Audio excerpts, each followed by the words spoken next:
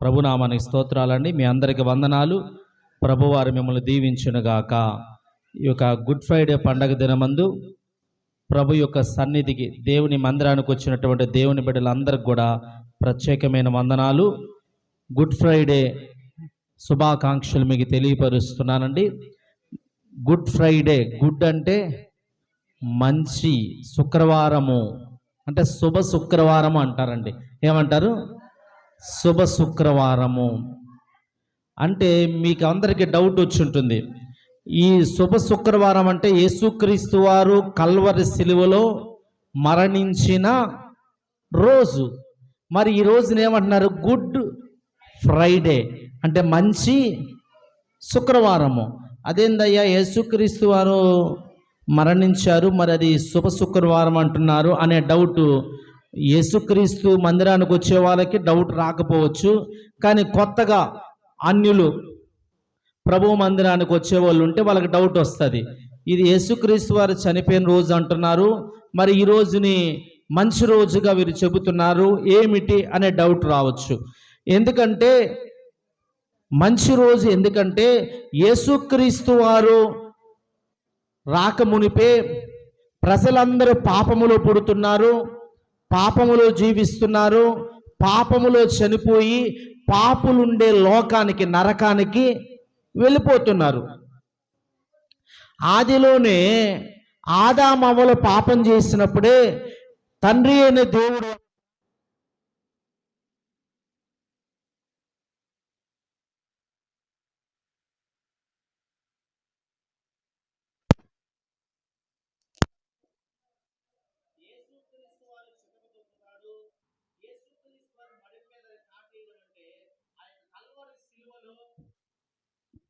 Calvary సిలువలో యేసుక్రీస్తు వారు నిలబెట్టేసిందండి. ఆ దృశ్యం, అది ఆదిలోనే ఒక ప్రణాళిక. ఆది కాండము 3వ అధ్యాయము 15వ వచనం. ఆది కాండము 3వ అధ్యాయము 15వ వచనం.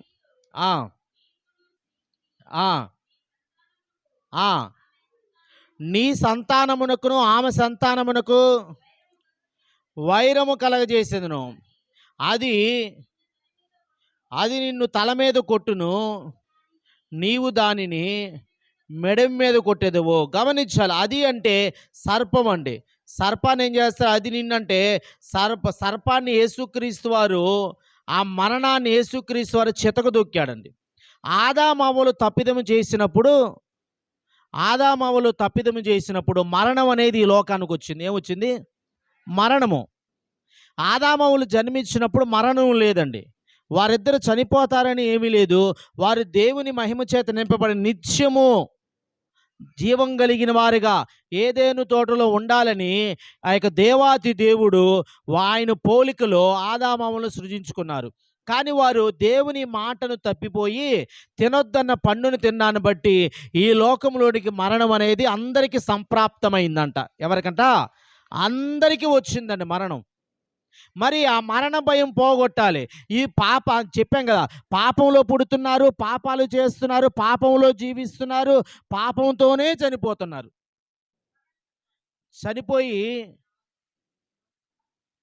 పాపంతోనే చనిపోయి ఆ పాపులు ఉండేటటువంటి లోకములోకి వెళ్ళిపోతున్నారండి. ఈ పాపులు ఉండే లోకం ఏంటంటే నరకము. ఏంటంటే అది నరకము, నిత్య నరకానికి వెళ్ళిపోతున్నారు. ఆ తండ్రి దేవుడే ప్రణాళిక ఏంటంటే, ఎప్పుడో ఆదిలో ఆదామవ్వలు పాపం చేసి ఇక దేవునికి దూరం అయినప్పుడే దేవుడు ఒక ప్రణాళిక కలిగి ఉన్నాడు. ఇదిగో సైతాన్ని సంబరపడుతుందంట, ఇదిగో దేవుని నుండి మనుషుల్ని దూరం చేసేసాను కదా, ఈ మనుషులు ఇంకా దేవునికి దగ్గర కాలేరు అని సంబరపడుతుంది. అప్పుడు తండ్రి అని దేవుడు అంటున్నాడు, ఇదిగో నేను స్త్రీ గర్భాన్ని జన్మించే ఒక పురుషుని నేను పంపిస్తాను, అతను నీ యొక్క సాతాను తలను చితకదొక్కుతాడు. ఆమేన్, హల్లెలూయా. ఈ సర్పానికి ప్రాణం ఎక్కడ ఉంటుంది? తలలో ఉంటుంది, అంతేనా? అందుకే అన్నాడు, తలను చితకొట్టడం అంటే శాశ్వతంగా దాన్ని చంపేయడం. ఆదిలో ఒక ప్రణాళిక, అది నిన్ను తల మీద కొట్టును అంటే సర్పాన్ని తల మీద కొడితే దాని ప్రాణము పోతుంది. యేసుక్రీస్తు వారిని అది మడి మీద కొట్టడం అంటే కదలకుండా చేయడం.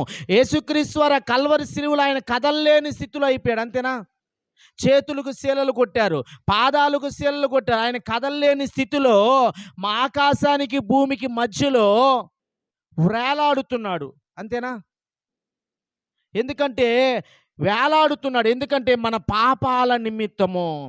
ఆదిలో తండ్రి అనే దేవుడు నా కుమారుని లోకానికి పంపిస్తాను, ఈ మనుషులు సాతాను వేసిన వలలో చిక్కుకొని పాపాల్లో జీవిస్తున్నారు కనుక ఆ పాపాలు కడగాలి అని చెప్పి మనుషులందరినీ పరిశుద్ధులుగా చేయాలని చెప్పి తండ్రి అయిన దేవుడు ఒక ప్రణాళికను కలిగి ఉండి యేసుక్రీస్తు వారిని లోకానికి పంపించాడండి.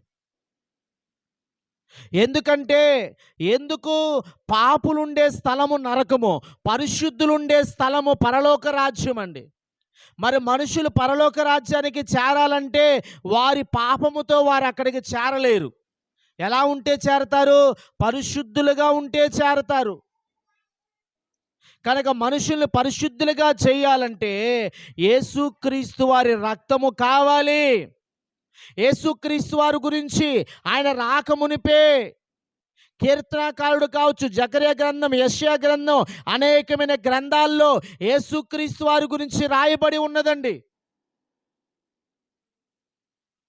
ఆ మన గ్రంథాలే కాదు, కానీ బైబిల్లోనే కాదు, ఖురాను కావచ్చు, బౌద్ధ గ్రంథం, జైన గ్రంథం, అదే వేదాల్లో కూడా యేసుక్రీస్తు వారి గురించి రాయబడి ఉంది. సర్వలోక పాప పరిహారో రక్త ప్రోక్షణం ఆవశ్యకం, తదురక్తం పరమాత్మేన పుణ్యదాన బలియాగం. సర్వలోక పాప పరిహారం అంటే ఈ సర్వలోక మానవాళి పాపం పోవాలంటే రక్తము చిందించాలంట. ఏం చేయాలంట? రక్తం చిందించాలంట. పరమాత్మేన పుణ్యదాన బలియాగం అంటే దాని అర్థం ఏంటంటే పరమాత్ముడే ఈ లోకానికి వచ్చి రక్తము చిందిస్తే కానీ ఈ మనుషుల పాపం పోవడము అసాధ్యమంట. స్తోత్రం. ఎవరి రక్తం కావాలంట? మన గ్రంథాలు కాదు, బయటి గ్రంథాల్లో కూడా రాయబడి ఉందండి. గమనించాలండి. అంటే యేసుక్రీస్తు వారి దేవుడే ఈ లోకానికి రావాలి. యేసుక్రీస్తు వారు రాకమునుపు వారి పాపాలు పోవడానికి పక్షులను తీసుకెళ్ళి బలిచ్చేవాళ్ళు. పావురాలు, కోళ్ళని ఏం చేసేవాళ్ళు? బలిచ్చేవాళ్ళు. అది పాపం పోతుందని. జంతువులను తీసుకెళ్ళి బలిచ్చారు, గొర్రెల్ని, మేకల్ని, ఎడ్లని బలిచ్చేవారు. వాటి వల్ల పాపం అనేది పోదు, మరలా వస్తూనే ఉంటుంది. ఎందుకంటే మనిషి కర్మపాపి, జన్మపాపి. ఏంటంట?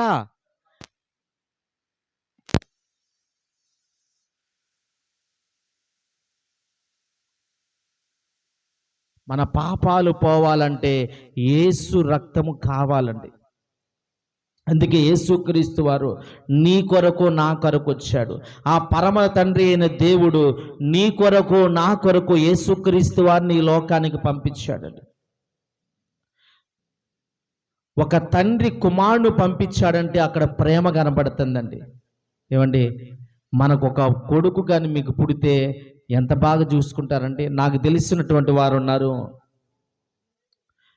ఇద్దరు కూతుర్లు ఒక కొడుకు పుడితే కూతుర్ల కంటే కొడుకుని చాలా బాగా చూసుకుంటున్నారు. ఈ కొడుకు పెద్దోడవుతూ ఎదుగుతూ ఆడపిల్లల్ని కొడతంటే కూడా వాళ్ళని అరుస్తున్నారు. అంటే కొడుకు అంటే అంత ప్రేమ. మరి ఆ తండ్రి అయిన దేవుడు కుమారుడైన యేసుక్రీస్తు వారిని నీ కొరకు నా కొరకు పంపించాలంటే ఎంత త్యాగం చేస్తుంటాడండి. ఈ లోకములో ఏదో కొన్ని సంవత్సరాలు ఉండే మన బంధానికి అంత ప్రేమ ఉంటే, నిత్యము ఆయనలో ఉండేటువంటి యేసుక్రీస్తు వారిని ఆ పరమ తండ్రి అయిన దేవుడు ఎంత త్యాగం చేస్తుంటే ఈ లోకానికి పంపిస్తాడండి. తండ్రి ప్రేమ గొప్పగా కనబడుతుంది. యోహాను సువార్త 3:16 ఉంటుందండి. దేవుడు లోకమును ఎంతో ప్రేమించెను కాగా తన అద్వితీయ కుమారుని యందు విశ్వాసముంచు ప్రతి వానికి నిత్య జీవం ఇచ్చినట్లుగా ఆయన్ని అనుగ్రహించెను. స్తోత్రం. ఎందుకంట కుమారుడైన యేసుక్రీస్తు వారిని నమ్ముకుంటే పరలోక రాజ్యము కలుగుతాదని మన కొరకు ఆయన్ని లోకానికి పంపించాడంట. ఎవరి కొరకంట? మన కొరకు. మనం నరకానికి వెళ్ళడం ఇష్టం లేదు. తండ్రి ప్రేమ కలిగి కుమారుడైన యేసుక్రీస్తు వారిని ఈ లోకానికి పంపించాడండి. కుమారుడైన యేసుక్రీస్తు వారు తండ్రి మాటకు లోబడి ఈ లోకానికి వచ్చాడు. స్తోత్రం, హల్లెలూయా. ఆ కల్వరి సిలువలో ఎంతో వేదన పడ్డాడండి. ఆ కల్వరి సిలువ శ్రమలు ముందుగానే తెలిసి ఆ గెత్సెమనే తోటలో ఆయన ప్రార్థిస్తుంటే రక్తము చెమట బిందువులుగా కారిందంట. అంత ఆతురపడి ప్రార్థించి, ఎందుకంటే కల్వరి సిలువ శ్రమలు అంత ఘోరముగా ఉన్నాయండి. ఆయన సిలువకు అప్పగించారండి. ఉదయకాలం ముందు సమయంలో 6-7 గంటల సమయంలో పిలాతు నొద్దకు వెళ్ళారు. అక్కడికి వచ్చారు, తీర్పేశారు. అక్కడి నుంచి 9 గంటల సమయం నుంచి సిలువకు అప్పగించారు. మధ్యాహ్నం 3 గంటల వరకు కూడా ఆయన సిలువలో వేలాడాడు. ఎండ సమయం. ఆయన కింద నుంచి 1 తక్కువ 40 దెబ్బలు ఆయన కొట్టారండి కొరడాలతో. శరీరం మొత్తం నాగల వలె దున్నబడింది. నీరసించిపోయాడు. ఆ యొక్క సిలువ, ఆ భారమైన సిలువను ఆయన భుజాల మీద పెట్టి ఆ యొక్క గొల్గొతా కొండ మీదకి తీసుకెళ్తున్నారు. సిలువ మోయలేక కింద పడిపోయాడు. ఆ దారినే వస్తున్న ఒక వ్యక్తిని తీసుకొని, చాలా బలమైన వ్యక్తిని అతని మీద సిలువ పెడితే ఆ సిలువ, అతను అంత బలమైన వ్యక్తి కూడా ఆ సిలువను మోయలేకపోయాడట. ఎందుకంటే యేసుక్రీస్తు వారికే సాధ్యం. ఆమేన్, హల్లెలూయా. ఆ ఎండ సమయంలో ఆ యొక్క సిలువను భుజాల మీద పెట్టుకొని ఆ గొల్గొతా కొండ మీదకి వెళ్ళాడండి. ఆ గొల్గొతా కొండ మీద యేసుక్రీస్తు వారిని సిలువ వేశారు. యేసుక్రీస్తు వారిని వెళుతూ ఆ యొక్క ఒక సైనికుడు ఆయన్ని వెనక నుంచి గుద్దుతూ, నిన్ను ఎవరు గుద్దారో చెప్పని హేళన చేస్తున్నారు. యేసుక్రీస్తు వారు దూషిస్తున్నారు, దైవత్వాన్ని దూషిస్తున్నారు. నీవు దేవుని కుమారుడు అయితే ఆ సిలువ దిగిరా అని దూషిస్తున్నారండి. నీవు దేవుని కుమారుడు అయితే నిన్ను నువ్వు రక్షించుకో, తర్వాత మమ్మల్ని రక్షించు చూద్దామని పక్కన వేలాడదీయబడినటువంటి దొంగలు హేళన చేస్తున్నారండి. ఆ యొక్క నువ్వు రాజు అంట కదా, నువ్వు యూదుల రాజువు కదా అని చెప్పి పొడుగాటి ముళ్ళు కలిగినటువంటి ఆ ముళ్ళ కంపను కిరీటముగా అల్లి అతని తల మీద గుచ్చితే ఆ ముళ్ళు అతని తలలో గుచ్చుకొని అతని ముఖము మొత్తము కూడా రక్తమయమైపోయిందంట. తల నుంచి అరికారు వరకు కూడా శరీరం అంతా రక్తమయమైపోయిందండి. ఎంతో బాధ, వేదన, ఎన్నో బాధపరుస్తూ మనందరి కొరకు మౌనంగా ఉన్నాడు. వధకు సిద్ధమైన గొర్రె పిల్లవలే మౌనంగా యెషయా ప్రవక్త చెబుతూ ఉంటాడు. వధకు సిద్ధమైన గొర్రె పిల్లవలే అంటే యెషయా గ్రంథము 53వ అధ్యాయము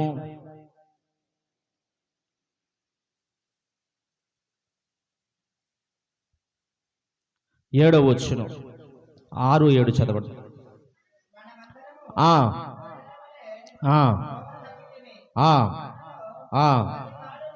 ప్రతి వాడును తొలగిపోయాను, మనందరి దోషమును అతని మీద మోపెను, దౌర్జన్యం నొందెను,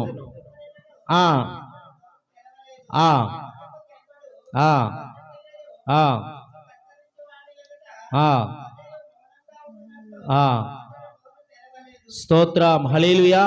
చూసారు, మన అందరి దోషములంట అతని మీద మోపబడ్డాయి. యేసుక్రీస్తు వారి మీద మన పాపాలు మోపబడ్డాయి.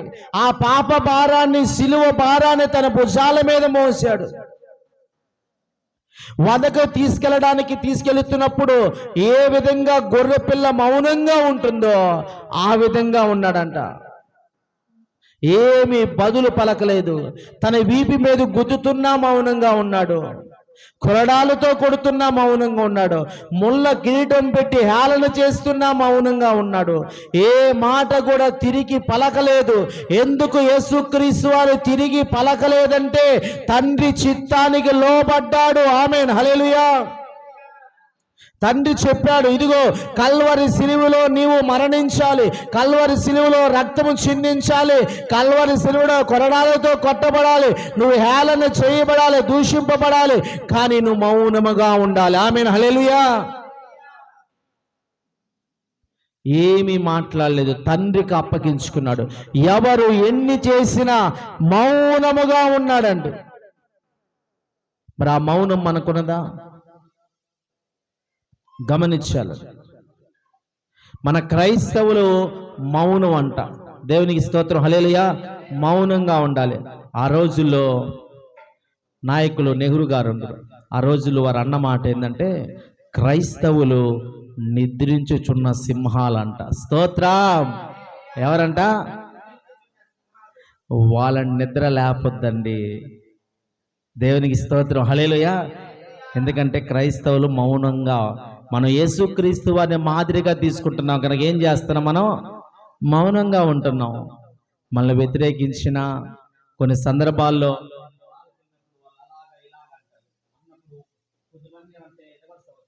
కొంతమంది కాదమ్మా అని మౌనంగా సమాధానము చెబుతాడు. ఎందుకు మౌనం అంటే దేవుడు మనకి మాదిరి చూపించాడు, అంతే కదండి. ఆయన చూపించాడు.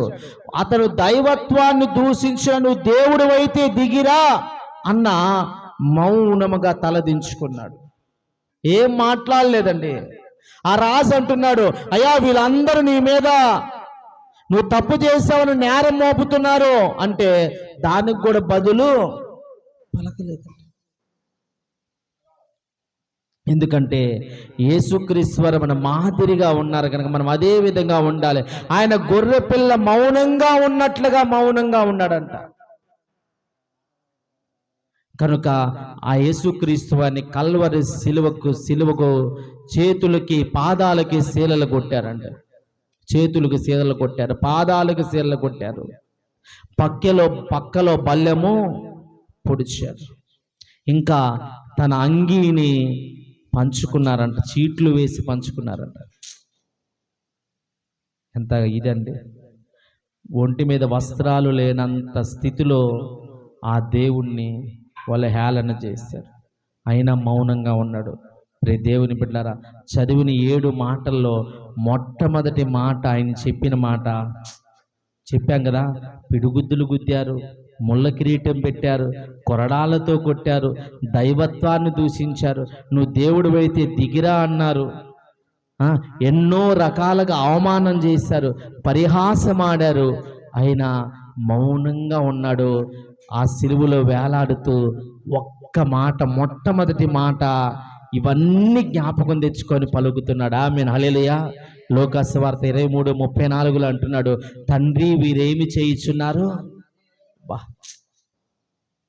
ఏమండి, పిడిగుద్దులు గుద్దిన, హేళన చేసిన, దూషించిన ఏమంటున్నారు? తండ్రి వీరేమి చేయుచున్నారో ఎరుగురు, క్షమించుము. ఏమండి, అటువంటి ఓర్పు మనకుందా? యేసుక్రీస్తు వారి సిలువలో పలికిన ఈ 7 మాటల్లో మనం గమనించుకొని నేను ఎలా ఉన్నానో యేసయ్య చెబుతున్నాడు కనుక ఆ క్షమాగుణం నాలో ఉన్నదా అని గ్రహించుకోవాలండి. ఎందుకు పలికాడు? ఎందుకు ఈ 7 మాటల్లో ప్రత్యేకత ఉంది? ఆ 7 మాటలు మనకి కావాలి, ఈ జగతికి కావాలి. ఆ 7 మాటల మీద మనం ఆధారపడి జీవించాలి. ఆ 7 మాటలు విలువైన మాటలు, సత్యమైన మాటలు గనక ఆ మాటలు మన హృదయంలో భద్రపరుచుకోవాలి. యేసుక్రీస్తు వారు పలికిన మొట్టమొదటి మాట, తండ్రి వీరేమి చేయుచున్నారో వీరు ఎరుగరు గనక వీరిని క్షమించు. క్షమాగుణాన్ని తెలియజేస్తున్నాడండి. మరి నువ్వు క్షమిస్తున్నావా? నీ భర్తను క్షమిస్తున్నావా? నీ భార్యని క్షమిస్తున్నావా? నీ పిల్లల్ని క్షమిస్తున్నావా?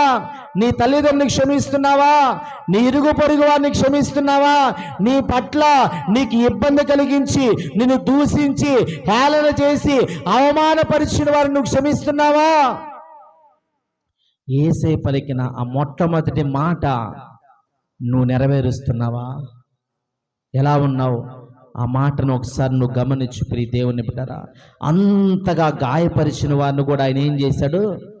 క్షమించాడు. మళ్ళీ ఆ క్షమాగుణం నీకున్నదా? క్రైస్తవులో ఉండవలసింది ఏమిటంటే క్షమాగుణము ఉండాలి. నువ్వు క్రైస్తవుడుగా క్రైస్తవురాలిగా నువ్వు పిలువబడుతున్నావంటే నీలో క్షమించే మనసు ఉండాలండి. నేను క్రైస్తవులను చెప్పుకుంటూ ఇష్టం వచ్చినట్టుగా మనం నోరు పారేసుకుంటే కుదరదు. నువ్వు క్రైస్తవులను చెప్పుకుంటూ నువ్వు పగ తీర్చుకోవడానికి ప్రయత్నం చేస్తే కుదరదు. పగ తీర్చుకునుట నా పని అంటున్నాడు దేవుడు. ఆమేన్. హెబ్రీయులకు రాసిన పత్రికలో పగ తీర్చుకునుట నా పని, ప్రతిఫలం ఇచ్చుట నా పని. మరి మనకెందుకండి? అంతగా హేళన చేసి దూషించి శరీరం అంతా నాగలవలే దున్నారంట. శరీరములో ఏ మాంసపు కండ లేదండి, ఎముకల గూడు ఆయన శరీరంలో కనపడుతుందంట. అంతగా చేస్తుంట. అంత గొప్పవాడండి. పరలోక రాజ్యాధిపతి. ఎవరికి అందరంత స్థితిలో, అబ్బా స్తోత్రం, అంత గొప్ప స్థితిలో ఉన్నటువంటి రాజు మన యేసయ్య ఎంతగా తగ్గించుకొని ఎంత మౌనం వహించాడండి. మరి నువ్వు నేను ఎలా ఉంటున్నాం ప్రియ దేవుని బిడ్డారా? ఉందా? కొంచెం మన స్థాయి మారితేనే మనకి ఎక్కడ లేని గర్వం మన మాటల్లో మార్పు వచ్చేస్తుంది. నేనంటే ఏమిటో అన్నట్టుగా గర్వంగా ఉంటామండి. అంత ధనవంతుడైన దేవుడు పరిహాసమాడారు, అయినా మౌనంగా ఉన్నాడు. ఆ సిలువలో వేలాడుతూ ఒక్క మాట, మొట్టమొదటి మాట ఇవన్నీ జ్ఞాపకం తెచ్చుకొని పలుకుతున్నాడు. ఆమేన్, హల్లెలూయా. లోకాసువార్త 23:34 అంటున్నాడు, తండ్రి వీరేమి చేయుచున్నారు? ఏమండి, పిడిగుద్దులు గుద్దిన, హేళన చేసిన, దూషించిన ఏమంటున్నారు? తండ్రి వీరేమి చేయుచున్నారో ఎరుగురు, క్షమించుము. ఏమండి, అటువంటి ఓర్పు మనకుందా? యేసుక్రీస్తు వారి సిలువలో పలికిన ఈ 7 మాటల్లో మనం గమనించుకొని నేను ఎలా ఉన్నాను యేసే చెబుతున్నాడు కనుక ఆ క్షమాగుణం నాలో ఉన్నదా అని గ్రహించుకోవాలండి. ఎందుకు పలికాడు? ఎందుకు ఈ 7 మాటల్లో ప్రత్యేకత ఉంది? ఆ 7 మాటలు మనకి కావాలి, ఈ జగతికి కావాలి. ఆ 7 మాటల మీద మనం ఆధారపడి జీవించాలి. ఆ 7 మాటలు విలువైన మాటలు, సత్యమైన మాటలు గనక ఆ మాటలు మన హృదయంలో భద్రపరుచుకోవాలి. యేసుక్రీస్తు వారు పలికిన మొట్టమొదటి మాట, తండ్రి వీరేమి చేయుచున్నారో వీరెరుగరు గనక వీరిని క్షమించు. క్షమాగుణాన్ని తెలియజేస్తున్నాడండి. మరి నువ్వు క్షమిస్తున్నావా? నీ భర్తను క్షమిస్తున్నావా? నీ భార్యని క్షమిస్తున్నావా? నీ పిల్లల్ని క్షమిస్తున్నావా? నీ తల్లిదండ్రుని క్షమిస్తున్నావా? నీ ఇరుగు పొరుగు వారిని క్షమిస్తున్నావా? నీ పట్ల నీకు ఇబ్బంది కలిగించి నిన్ను దూషించి హేళన చేసి అవమానపరిచిన వారిని నువ్వు క్షమిస్తున్నావా? యేసే పలికిన ఆ మొట్టమొదటి మాట నువ్వు నెరవేరుస్తున్నావా? ఎలా ఉన్నావు? ఆ మాటను ఒకసారి నువ్వు గమనించు ప్రియ దేవుని బిడ్డరా. అంతగా గాయపరిచిన వారిని కూడా ఆయన ఏం చేశాడు? క్షమించాడు. మళ్ళీ ఆ క్షమాగుణం నీకున్నదా? క్రైస్తవులో ఉండవలసింది ఏమిటంటే క్షమాగుణము ఉండాలి. నువ్వు క్రైస్తవుడుగా క్రైస్తవురాలిగా నువ్వు పిలువబడుతున్నావంటే నీలో క్షమించే మనసు ఉండాలండి. నేను క్రైస్తవులను చెప్పుకుంటూ ఇష్టం వచ్చినట్టుగా మనం నోరు పారేసుకుంటే కుదరదు. నువ్వు క్రైస్తవుడని చెప్పుకుంటూ నువ్వు పగ తీర్చుకోవడానికి ప్రయత్నం చేస్తే కుదరదు. పగ తీర్చుకునుట నా పని అంటున్నాడు దేవుడు. ఆమేన్. హెబ్రీయులకు రాసిన పత్రికలో పగ తీర్చుకునుట నా పని, ప్రతిఫలం ఇచ్చుట నా పని. మరి మనకెందుకండి? మనకెందుకు? అంతగా హేళన చేసి దూషించి శరీరం అంతా నాగలవలే దున్నారంట. శరీరములో ఏ మాంసపు కండ లేదండి, ఎముకల గూడు ఆయన శరీరంలో కనపడుతుందంట. అంతగా చేస్తుంట. అంత గొప్పవాడండి. పరలోక రాజ్యాధిపతి, ఎవరికి అందరంత స్థితిలో, అబ్బా స్తోత్రం, అంత గొప్ప స్థితిలో ఉన్నటువంటి రాజు మన యేసయ్య ఎంతగా తగ్గించుకొని ఎంత మౌనం వహించాడండి. మరి నువ్వు నేను ఎలా ఉంటున్నాం ప్రియ దేవుని బిడ్డారా? ఉందా? కొంచెం మన స్థాయి మారితేనే మనకి ఎక్కడ లేని గర్వం, మన మాటల్లో మార్పు వచ్చేస్తుంది. నేనంటే ఏమిటో అన్నట్టుగా గర్వంగా ఉంటామండి. అంత ధనవంతుడైన దేవుడు ప్రియ దేవుని బిడ్డలారా మరి ఎలా ఉన్నాడండి? స్తోత్రం స్తోత్రం స్తోత్రం స్తోత్రం. పరిశుద్ధాత్మ కనుక ప్రియ దేవుని బిడ్డ, మరి మనం ఎలా ఉంటున్నాం? ఒకసారి ఆలోచన చేసుకోవాలి. ఎలా ఉంటున్నాం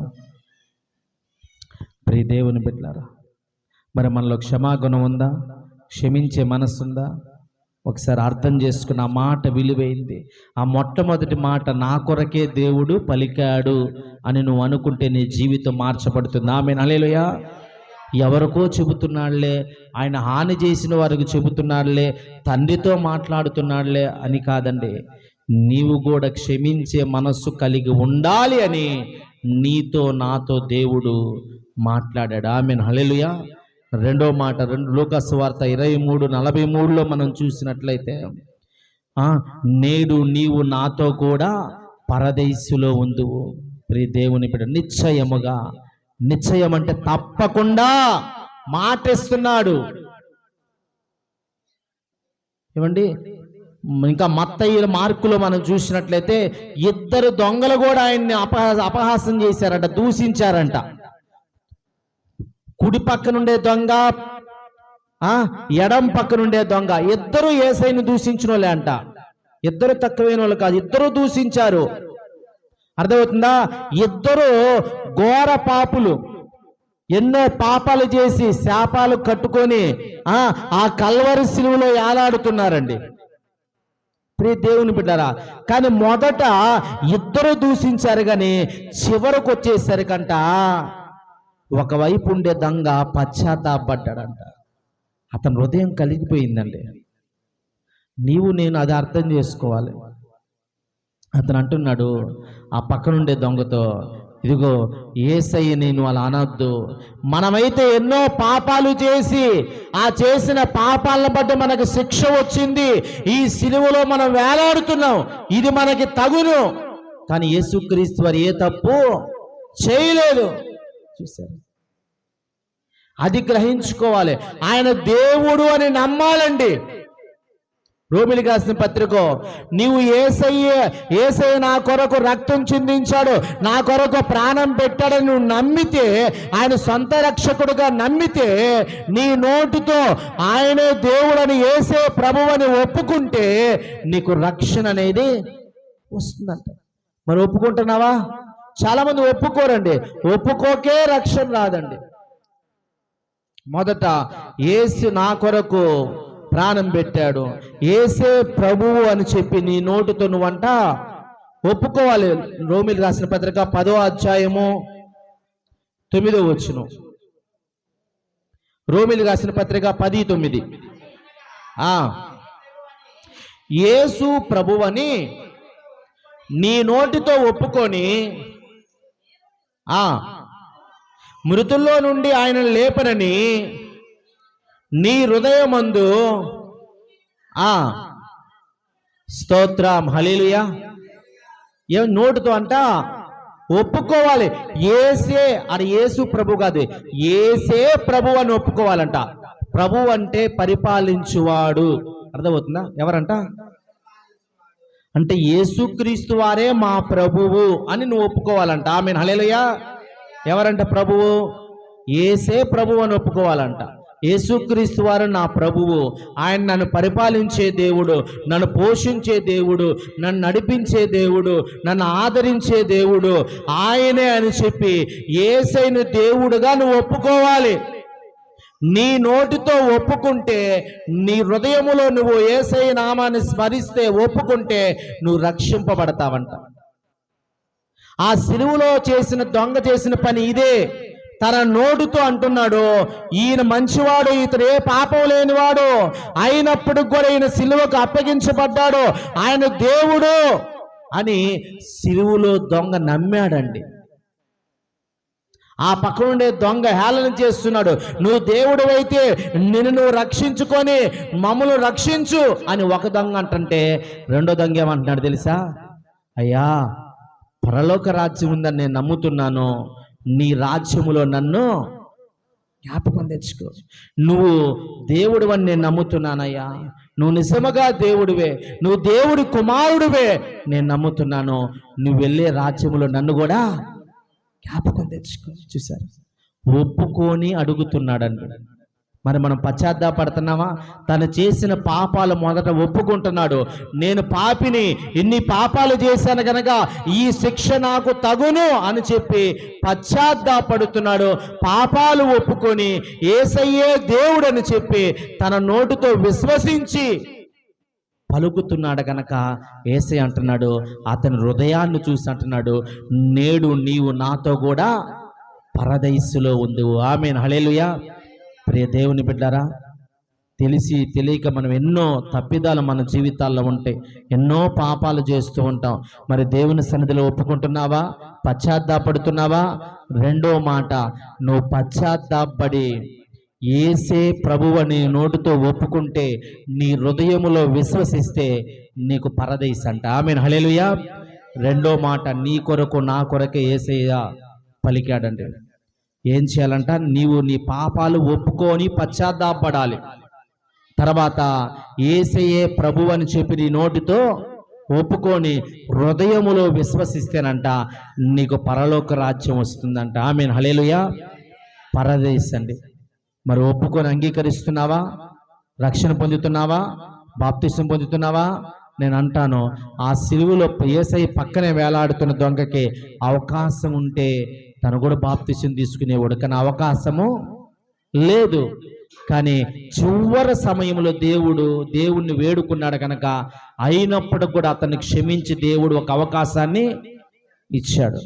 మనకు అవకాశం ఉంటుందో లేదో తెలియదు. ఇప్పుడు దేవుని బిడ్డలారా, రాత్రి పడుకున్న వారు ఉదయం లేవడము కష్టమే.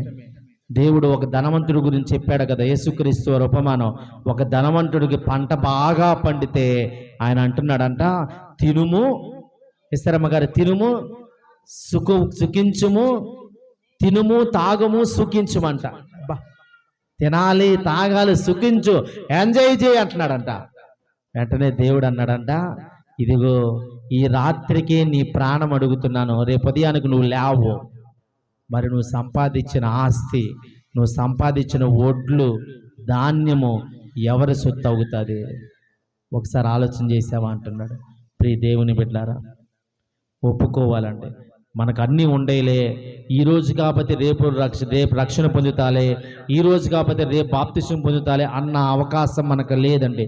రాత్రి పడుకున్న వారు ఉదయం లేస్తామనే నమ్మకము లేదు. నేడు అన్న దినం ఉన్నప్పుడే నేడే రక్షణ దినం అంట. ఆమేన్, హల్లెలూయా. ఎప్పుడు రక్షణ దినం అంట? నేడే. ఆ సిలువలో ఉండే దొంగ మళ్ళీ మాట్లాడదాంలే అనుకోవచ్చేమో, అతని చేతులకి సీళ్ళ కొట్టారు, అతను కూడా ఏలాడుతున్నాడు, ఏం చెప్తామో నాకెందుకులే అనుకోవచ్చు. కానీ అతను యేసయ్యని నమ్మి నీ రాజ్యములో నన్ను జ్ఞాపకం తెచ్చుకో ప్రభువా అని అడగగానే యేసయ్య హామీ ఇస్తున్నాడు, నేడు నీవు నాతో కూడా పరదైసులో ఉందువు. మరి యేసయ్య రాజ్యములో నీవు ఉండాలంటే నీకు పశ్చాత్తాపం కావాలి, యేసయ్యను సొంత రక్షకుడిగా నీవు అంగీకరించాలి. ఆమేన్, హల్లెలూయా. మూడో మాట, యోహాను సువార్త 19:26 తన బాధ్యత, ఇది చాలా మంది మర్చిపోతున్నారండి. ఏం చేస్తున్నారు? కన్న తల్లిదండ్రులను విడిచిపెట్టే వాళ్ళు ఎంతో మంది లోకములో ఉన్నారండి. కానీ యేసయ్య ఇది మనందరికీ తెలియపరుస్తున్నాడు. ఆయన సిలువలో వేలాడుతూ కూడా తన తల్లి అయిన మరియను మర్చిపోలేదంట. సిలువలో అందరు శిష్యులు కూడా సిలువకు దగ్గరలో లేరండి. యోహాను భక్తుడు మాత్రమే సిలువ దగ్గరలో, యేసయ్యకి దగ్గరలో ఉన్నాడండి. మనం యేసయ్యకి అందుబాటులో ఉంటే దేవుని కృపను పొందుకుంటాం. ఆమేన్, హల్లెలూయా. మిగతా 10 మంది యేసయ్యకి దగ్గరలో లేరు. ఒక యోహాను భక్తుడు మాత్రమే యేసయ్యకి దగ్గరలో ఉన్నాడు. అందుకే యేసయ్య యోహాను వైపు చూసి, యోహానా ఇదిగో ఏమని తల్లి అంటున్నాడు. ఆమేన్, హల్లెలూయా. ఇక మీదట నా తల్లి బాధ్యత నీకు అప్పగిస్తున్నాను. ఇక ఆ తల్లి నీ తల్లే గనక నీవు జాగ్రత్తగా ఆ తల్లిని కాపాడు, పోషించు, ఏం కావాలో సహాయం చెయ్యని చెప్పి తన తల్లి బాధ్యతను శిష్యుడైన యోహానుకు అప్పగించాడట. స్తోత్రం. ఆ తల్లి వైపు చూస్తూ ఆ తల్లి ఏడుస్తుంటే, అమ్మా నువ్వు ఏడవద్దు, ఇదిగో ఇక మీదట నీ కుమారుడు యోహానే. ఆమేన్. ఎవరంటండి? యోహాను గారు ఎవరంట? ఈ యోహానే నీ కుమారుడు అని చెప్పి ఆ యొక్క తల్లి వైపు చూపిస్తున్నాడు. ప్రియ దేవుని బిడ్డలారా, మరి ఎంతమంది తల్లిదండ్రులు నిర్లక్ష్యం చేసే వాళ్ళు ఉన్నారు? యేసుక్రీస్తు వారు పలికిన ప్రతి మాటలో ఎంతో మర్మం ఉందండి, లోతైన మర్మం ఉంది. ఏదో చదువుకుంటూ వెళ్తాం, కానీ ఎంత లోతైన మర్మం ప్రజలుగా మనలకే లోకానికి తెలియపరుస్తున్నాడు. ప్రియ సంగమా, నీకు తెలియపరుస్తున్నాడు. నీ తల్లిదండ్రుల బాధ్యత నీ పట్ల ఉన్నది. వారిని నువ్వు చూసుకోవాలి, వారిని జాగ్రత్తగా చూసుకోవాలి, వారిని నిర్లక్ష్యం చేయకూడదని చెప్పి ప్రభు వారు నీకు నాకు ఈ యొక్క మాట ద్వారా తెలియపరుస్తున్నాడని. ఒకవేళ నువ్వేదన్నా పొరపాటుగా నీ తల్లిదండ్రులను విడిచిపెట్టి వారిని దూషిస్తూ నిర్లక్ష్యం చేస్తూ అనాథాశ్రమాల్లో, ఓల్డేజ్ హోమ్స్లో నీ తల్లిదండ్రులను విడిచిపెడుతున్నావేమో, ప్రియ దేవుని బిడ్డలారా, అటువంటి ఆలోచన ఆ రీతిగా నువ్వు చేస్తున్నట్లయితే సరి చేసుకో. నువ్వు నీ తల్లిదండ్రి బతుకున్నంత కాలము వారి బాధ్యత నీదే. ఎవరిదంట? నీదే. ప్రియ క్రైస్తవుడా, క్రైస్తవురాలా, నీ తల్లిదండ్రుల బాధ్యత నీకే దేవుడు అప్పగిస్తున్నాడు కనుక వారిని నువ్వు చూసుకోవాలి. ఆమేన్, హల్లెలూయా. కనుక ఈ 3వ మాట మనకు చెబుతున్నాడండి. ఇంకా 4వ మాట చదివితే మత్తయి సువార్త 27:46లో, నాదే ఏలి ఏలి లామా సబక్తాని అంటే దాని అర్థం ఏంటంటే, నా దేవా నా దేవా నన్నేలా చెయ్యి విడిచితివి. ఎంత బాధాకరమైన విషయం అండి. నేను ఇంతకుముందే చెప్పాను, తండ్రి పరిశుద్ధుడు. ఎవరంట? యేసుక్రీస్తు వారు పరిశుద్ధుడే. ఆ పరలోక రాజ్యము ఎవరి రాజ్యం? అది పరిశుద్ధుల రాజ్యము. తండ్రి అయిన దేవుడు పరిశుద్ధుడు, కుమారుడైన దేవుడు పరిశుద్ధుడు. ఆ పరలోక రాజ్యములో సెరూబులు, కెరాబులు, దూతల సైతము నిత్యము పరిశుద్ధుడు పరిశుద్ధుడు పరిశుద్ధుని కొనియాడబడుతున్న దేవుడు తండ్రి కుమారుడైన దేవుడు అండి. ఆ దేవుడు, కుమారుడైన దేవుడు ఈ లోకానికి వచ్చి నీ కొరకు నా కొరకు నీవు నేను చేసిన పాపాలను అతని భుజాల మీద మోపుకున్నాడండి. తండ్రి అయిన దేవుడు పరిశుద్ధుడు కనుక యేసుక్రీస్తు వారు నీ పాపాలను తన భుజాల మీద మోసి తాను తన మీద పాపం ఉన్నది కనుక తండ్రి అయిన దేవుడు అతడు పాపిని క్షమిస్తాడు, పాపాన్ని ద్వేషిస్తాడు. మరొకసారి చెప్పండి, పాపాన్ని నీవు పాపివే, నిన్ను క్షమిస్తాడు. నీలో ఉండే పాపాన్ని ద్వేషించి ఆ పాపాన్ని కడగడానికి ప్రయత్నం చేస్తాడు. ఆమేన్, హల్లెలూయా. కనుక ఈ యేసుక్రీస్తు వారు పాపిగా చేయబడ్డాడు, అతని మీద పాపభారం మోపబడింది కనుక తండ్రి అయిన దేవుడంట ఒక్క క్షణం ఏం చేశాడంటే కుమారుడైన యేసుక్రీస్తు వారిని చెయ్యి విడిచాడంట. స్తోత్రం. ఆయన బాధతో అక్కడ మాట్లాడుతున్నాడండి. మనోవేదన, బాధ అంటే తండ్రిని విడిచి ఉన్న ఆ బాధను భరించలేక, తండ్రి నీవే కదా నీ లోకానికి పంపించావు, నీవు పంపిస్తే ఈ లోకానికి వచ్చాను, నీవు పంపిస్తే కల్వరి సిలువకు అప్పగించుకొనుచున్నాను, మరి నన్ను ఎందుకు చేయి విడిచావని తండ్రి లేని బాధను భరించలేక గట్టిగా కేకలు పెడుతున్నాడు. ఏలి ఏలి లామా సబక్తాని అని, నా దేవా నా దేవా నా చెయ్యి ఎందుకు విడిచితేవని. ఏ రోజైనా ఒక్కసారైనా ఆ బాధ నువ్వు పడ్డావా? దేవుని సన్నిధిని విడిచిపెట్టి వెళ్ళిపోయినప్పుడు, నువ్వు ప్రార్థన చేసుకోకుండా నిర్లక్ష్యంగా ఉన్నప్పుడు, బైబిల్ చదవకుండా నువ్వు పడుకున్న రోజు, నిద్రలేచిన దినమందు ఒక్కసారైనా అయ్యో ఈరోజు ప్రార్థనకు వెళ్ళలేకపోయానే, తండ్రికి దూరం అయిపోయానే, దేవుని మందిరానికి దూరం అయిపోయానే, ప్రార్థనకు దూరం అయిపోయానే, వాక్యానికి దూరం అయిపోయానే, దేవుని మాటలకు దూరం అయిపోయానే అని ఏ రోజున ఒక్కసారి నువ్వు బాధపడ్డావా? ప్రియ దేవుని బిడ్డరా, దేవునికి దూరంగా మనం ఉండకూడదు. దేవుని సన్నిధికి, దేవుని మందిరానికి దూరముగా ఉండకూడదు. యేసుక్రీస్తు వారు తండ్రి ఒక్క క్షణం విడిస్తేనే ఆ బాధ తట్టుకోలేకపోయాడు. మనమైతే చాలా వారాలు కూడా మందిరాన్ని విడిచిపెడుతున్నాం. చాలా రోజులు మనం నిద్ర లేవగానే ప్రార్థన చేసుకోకుండా మన పనులు ప్రారంభిస్తున్నాం. దేవునికి దూరం అయిపోతున్నాం. మరి మనకు ఆ బాధ ఉందా?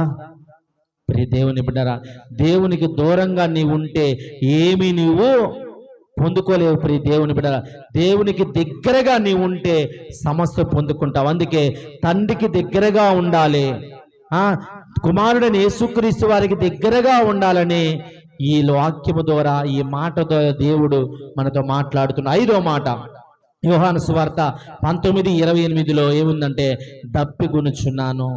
ఏం దప్పికంటే ఆత్మల దాహం అండి.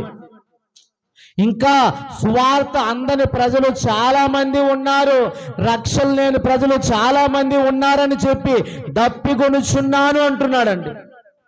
ఆయన దాహం తీర్చేవారు మనమే. నీవు ఒక్కరికి సువార్త ప్రకటిస్తే ఆయన దాహము తీర్చిన వ్యక్తిగా ఉన్నామండి. ఆ సమరయ స్త్రీ కొరకు ఎదురు చూస్తున్న ఆ శిష్యులతో చెబుతున్నాడు ఏంటంటే, ఏ ఆహారం అంటే ఆయనకి ఆత్మల రక్షణే, తండ్రి చిత్తం నెరవేర్చుటే నాకు ఆహారమై ఉన్నది. ఆయన చిత్తం నెరవేర్చుటకు ఆయనకు ఆహారమే ఉన్నదంట. ప్రియ దేవుని బిడ్డన, యేసుక్రీస్తు వారి దాహము ఆత్మల దాహము. మరి ఒక్కరికైనా సువార్త ప్రకటిస్తున్నావా? ప్రభు బల్లో చేతులు వేస్తున్నావు. ఒక్కరికైనా యేసుక్రీస్తు వారి మాటను తెలియపరుస్తున్నావా? నువ్వు తెలియపరచాలని నశించిపోతున్న ఆత్మల కొరకు యేసయ్య కల్వరి శ్రీలో దప్పిగొనుచున్నాను అంటున్నాడండి. ప్రియ దేవుని బిడ్డలారా, ఆయన దాహము తీర్చేవారిగా నీవు నేను ఉండాలి. ఆయన దప్పికి తీర్చేవారిగా ఉండాలి. ఒక్కరికైనా సువార్త ప్రకటించి యేసయ్య దాహము తీర్చేవారిగా మనం ఉందుముగాక. స్తోత్రం. 6వ మాట యోహాను సువార్త 19:30 అంతా సమాప్తమైనది. సమాప్తం అండి. యేసుక్రీస్తు వారికి తండ్రి ఏ బాధ్యత అప్పగించాడో అది సమాప్తమో చేశాడండి. మరి యేసుక్రీస్తు వారు నీకు అప్పగించిన పనిని నువ్వు పూర్తి చేస్తున్నావా? నీవు మరణం వరకు, రాకడ వరకు దేవుని సన్నిధిలో నమ్మకంగా ఉండాలి. ఉంటున్నావా? ఈరోజు వాక్యం వింటాము, ఇలా ఉండాలనుకుంటాం, సాయంత్రానికి మర్చిపోతాం, ఇష్టం వచ్చినట్టుగా జీవిస్తాం. ఏమండి, పరిశుద్ధత కలిగి ఉండాలి. యేసు రక్తము చిందించడాన్ని బట్టి నిత్య జీవం మనకు వచ్చింది. పాప క్షమాపణ కలుగుతుంది, పశ్చాత్తాపం కలుగుతుంది, స్వస్థత, విడుదల కలుగుతున్నాయి. దేవుని రాజ్యానికి వారసులుగా అవుతున్నాం. ఇన్ని దేవుడు మనకిస్తుంటే మనమైతే స్టడీగా ఉండలేకపోతున్నాం. దేవుడు అప్పగించిన దాన్ని పూర్తి చేయలేకపోతున్నాం. నువ్వు రక్షణ పొందావంటే యేసయ్య నీకు ఒక బాధ్యత ఇచ్చినట్టే. ఏమి బాధ్యత? నువ్వు అనుకోవాలి, అయ్యా నా ఇంట్లో, మరిరాని గారు, నా ఇంట్లో నేను ఒక్కనే రక్షణ పొందాను, దేవుడు నాకు ఒక బాధ్యతనిచ్చాడు, నా భర్తను మార్చుకోవాలి, నా పిల్లలను మార్చుకోవాలి, నా కోడళ్ళు మార్చుకోవాలి అని దేవుడు ఆ బాధ్యత నీకు, మరి నాన్నగారు నీకు అప్పగించాడు. మరి మనం మౌనంగా ఉంటాం కదా. ఏదో నేను రక్షణ పొందాలని నేను ఉండాలి అంటే కుదరదండి. నువ్వు సువార్త అందని వారికి సువార్త చెప్పాలి. మొదట నీ కుటుంబం కొరకు ప్రార్థన చేసి వారిని మందిరానికి నడిపించుకోవాలి. అది నీకు ఇచ్చిన బాధ్యత. అందుకే ఆయనైతే అప్పగించిన పనిని పూర్తి చేసి సమాప్తమైనది, కల్వరి శిలువలో ఆ సాతాను తలను చెతకు తొక్కాను. సమాప్తమైనదని చెప్పి ఆ బాధ్యతను ముగించానయ్యా. దేని కొరకైతే నన్ను ఈ లోకానికి పంపించావు, కల్వరి సిలువలో ఈ సాతాను చలను చితగ్గొట్టి ఈ మనుషుల పాపాలు కడుగుట కొరకు నన్ను ఈ లోకానికి పంపించిన పనిని పూర్తి చేశాను, మరణాన్ని జయిస్తున్నానని చెప్పి తను పూర్తి చేసి ఆ పనిని దేవుడికి అప్పగిస్తున్నాడు. ఆమేన్, హల్లెలూయా. నువ్వు దేని కొరకు పంపించావో ఆ పని పూర్తి చేశానయ్యా అంటున్నాడండి. ప్రియ దేవుని బిడ్డరా, నీకు కూడా దేవుడు ఒక బాధ్యతను అప్పగించాడు. రక్షణ పొందిన నీవు ఇంకా రక్షణ పొందిన వారిని దేవుని వైపు మార్చాలి అన్న బాధ్యతను దేవుడు నీకు అప్పగించాడు. 7వ మాట అండి, లూకా సువార్త 23:41 తన ఆత్మను తండ్రికి అప్పగించుకొనిచున్నాడు. యోహాను సువార్తలో యేసుక్రీస్తు వారు అంటారు, నేను నా ప్రాణము పెట్టగలను, నా ప్రాణాన్ని తీసుకోగలను. ఎవరు ఆయన ప్రాణము తీయలేరండి, ఎవరు తీయలేరు. యేసు అంటున్నాడు, నేనే నా ప్రాణాన్ని పెడుతున్నాను, నేనే నా ప్రాణాన్ని మరలా తిరిగి తీసుకుంటున్నాను.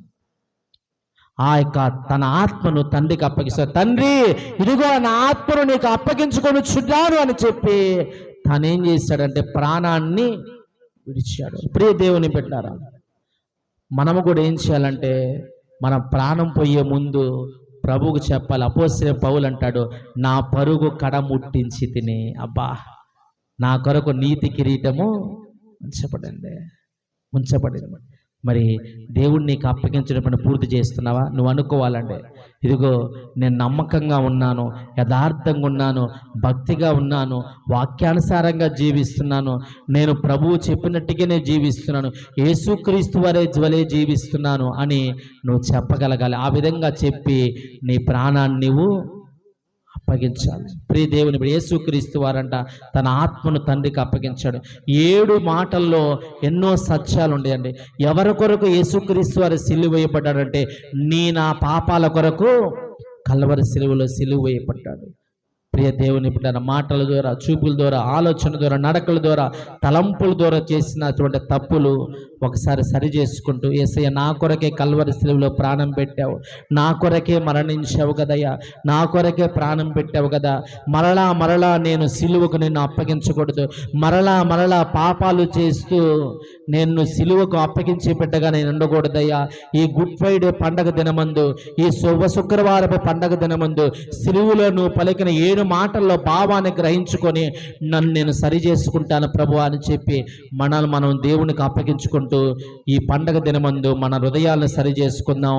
ప్రభు ఈ చిన్న వాక్యాన్ని దీవించునుగాక. ఆమెను కళ్ళు మూసు.